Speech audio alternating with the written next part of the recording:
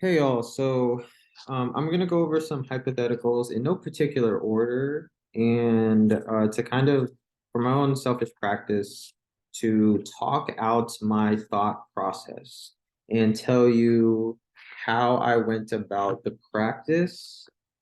And so the fact pattern that I used was on page 377 of the um, textbook, the NAP textbook. And for those that are not in my class, it's the ninth edition. So if you want to reference it in any way, I'm gonna just kind of briefly go over the key facts that I wrote down um, that will inform my analysis that I'm gonna go over. I gotta find it. So, uh, why did I do this to myself?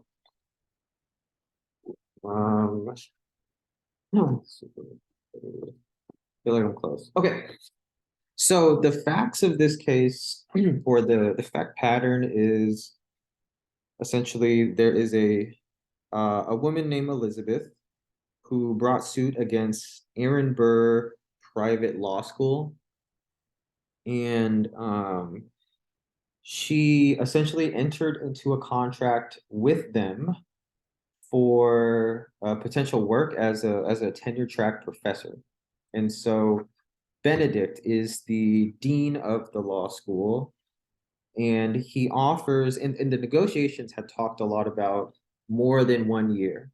And so um, they had said Benedict had offered 1+ year work, which has conditions.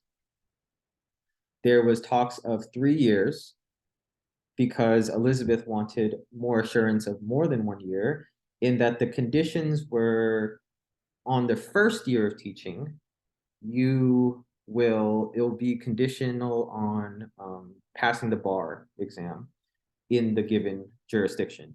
And the second and third year of teaching, and potentially the first year, I don't know, that's kind of the fact pattern and inference you have to pull for yourself. I said the second and third year, it continued employment is dependent on good teaching.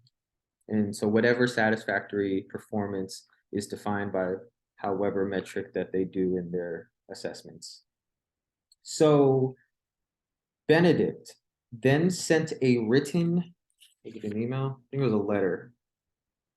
It was a letter, it was a signed letter too, that laid out the year, the pay amount, the condition of subsequent years, the benefits, and signed it at the bottom like a regular letter. And Elizabeth responded with her signature, restating the terms on her acceptance, and also mentioned in her acceptance that she understands the contract to be for at least 3 years on X conditions. Okay. Now, those conditions, as previously mentioned, passing the bar and good performance. Now, at the end of the first year, Benedict decides to terminate her contract, but not because of her not passing the bar. She passed the bar, and not because of performance, but for budgetary constraints. And so Elizabeth sued for breach of contract and asking for damages from the time that she was unemployed until the time that she was employed, and for compensation for the rest of what she would have got paid had she fulfilled the rest of her contract, her alleged contract of 3 years. Okay, so facts done. The question asks you, puts you in the role of a judge and to ask how you would decide. And so I did a really rough outline to start, and said that, well, first I asked myself, does the statute of frauds apply? And like this is my rudimentary outline. Um, and I said, no, it doesn't apply. Well, sorry, it doesn't apply through the UCC because it's not a good, as defined by 2102. And but it may fall under the statute of frauds under restatement 110, subsection 1E. And the facts to support that were that negotiations had a substantial part of the terms in negotiations were on the 3-year contract. Moreover, her acceptance made explicit that she understood it to be 3 years. And so Benedict never refuted her acceptance. Moreover, and I'll kind of talk about this later, the negotiations, well, actually, no, I'll just kind of summarize what I wrote down. But moreover, restatement 17 and restatement 19, subsection 2, it was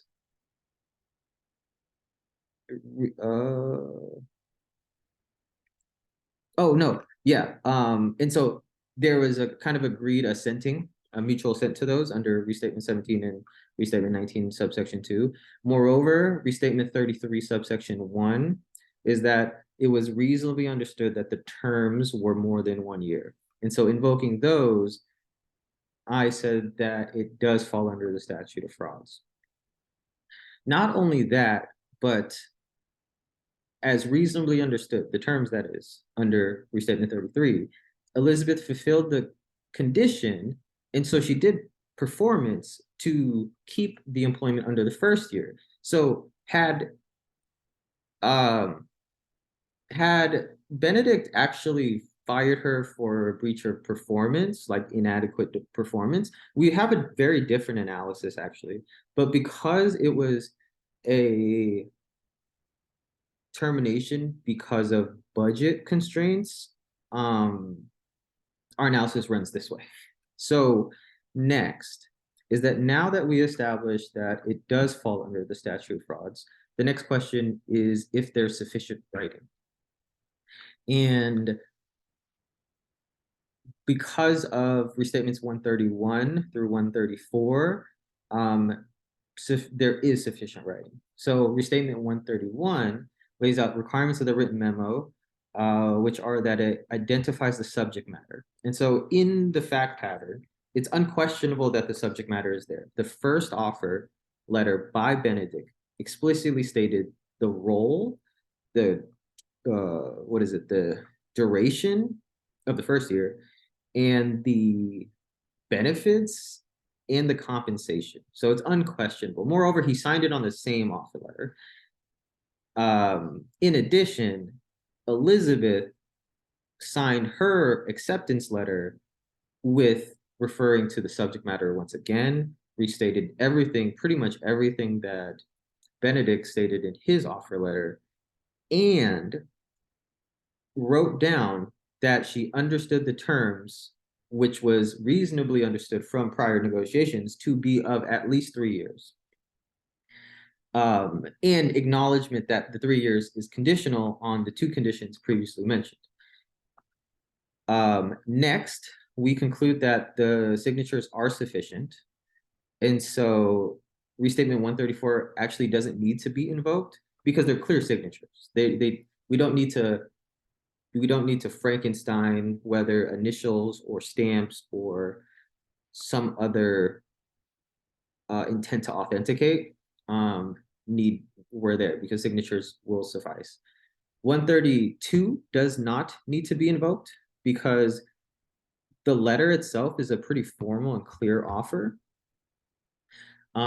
as defined by restatement 24 as well. But even if we accept the argument that the letter is not an offer, like for some reason, if we go, it's not even an offer, we could still invoke 131 because even if it's a non-offer contract, so to speak, you can take all of those together and that would be sufficient to be a written memo. So going through all that, now that we said that there's sufficient writing, that's it, it's enforceable. And so thus there's a breach of contract. So that's my analysis for that. Unfortunately, the book doesn't state the answers, which is quite frustrating to me. And so this one might just have to be like a talk it out kind of deal. So if you feel like kind of going over yourself, that'd be great. If not, deuces.